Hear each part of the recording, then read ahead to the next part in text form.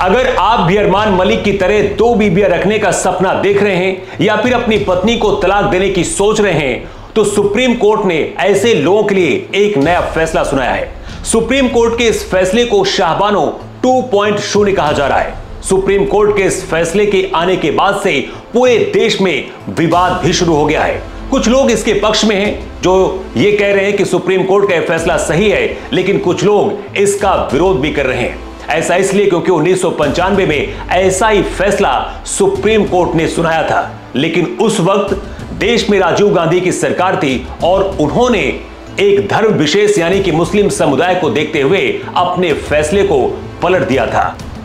10 जुलाई 2024 को supreme court ने ठीक वैसा ही फैसला एक बार फिर से दिया है, जैसा 23 अप्रैल 1985 को शाहबानो के मामले में सुप्रीम कोर्ट ने फैसला दिया था। सुप्रीम कोर्ट ने फैसले में साफ कर दिया है कि तलाकशुदा मुस्लिम महिला सीआरपीसी की धारा 125 के तहत अपने पूर्व पति से गुजारा भत्ता पाने की हकदार है।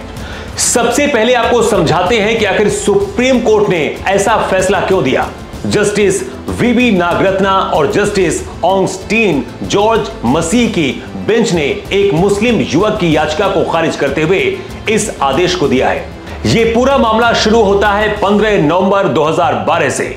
उस दिन मुस्लिम महिला ने अपने पति का घर छोड़ दिया। इसके बाद तेलंगाना के रहने वाले अब्दुल नाम के शख्स ने अपनी पत्नी से तलाक ले लिया।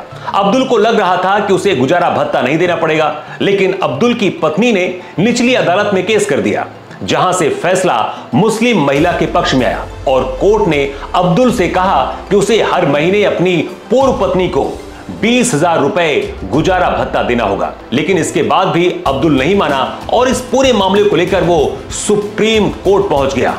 अब्दुल का कहना था कि उसने मुस्लिम कानून के तहत तलाक लिया है और उन पर गुजारा भत्ता का कानून लागू नहीं होता है।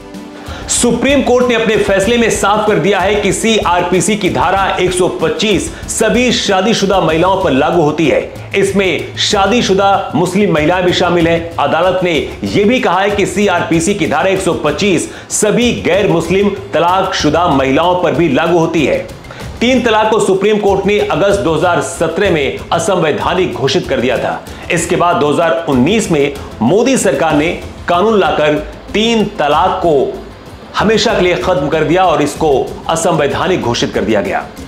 बुधवार को दिए गए फैसले में जस्टिस नागरत्ना ने साफ तौर पर कहा है कि 3 तलाक के अवैध तरीके से भी अगर किसी मुस्लिम महिला को तलाक दिया जाता है तो वो भी सीआरपीसी की धारा 125 के तहत हर्जाने की दावेदार होगी। सुप्रीम कोर्ट के इस फैसले को करीब 41 साल पहले 1985 में दिए गए सुप्रीम कोर्ट के फैसले से जोड़कर क्यों देखा जा रहा है, इसकी वजह भी चलिए आपको समझाते हैं। दरअसल 23 अप्रैल 1985 को सुप्रीम कोर्ट ने शाहबानो मामले में एक बहुत बड़ा फैसला दिया था। शाहबानो इंदौर की रहने वाली थी और उनके पति ने उन्हें 3 तलाक दे दिया था।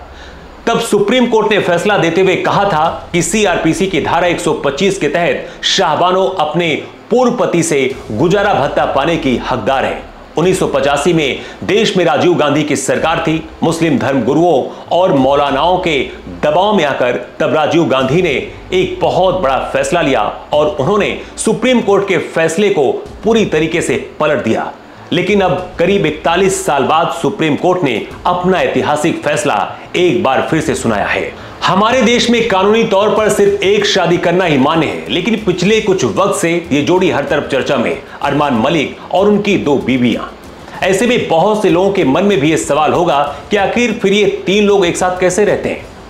अगर संविधान के खिलाफ है तो इन तीनों लोगों की शादी कैसी हुई? तो इसका जवाब यह है कि अरमान मलिक ने 2 अलग अलग धर्मों को अपनाकर 2 शादियां की हैं। इसके साथ ही पहली पत्नी की मंजूरी भी इसमें शामिल है। लेकिन अगर आपने दूसरी शादी कर ली और पहली पत्नी ने आपके ऊपर केस कर दिया तो आपको सीआरपीसी की धारा 125 के तहत गुजारा भत्ता अपनी पत्नी को देना पड़ेगा। सुप्रीम कोर्ट के इस फैसले से एक बार फिर से मुस्लिम धर्मगुरु इसका विरोध कर रहे हैं और इसे बदलने की मांग की जा रही है। लेकिन आप क्या सुप्रीम कोर्ट के फैसले का समर्थन करते हैं या फिर नहीं? अपनी राय कमेंट करके आप जरूर बताएं।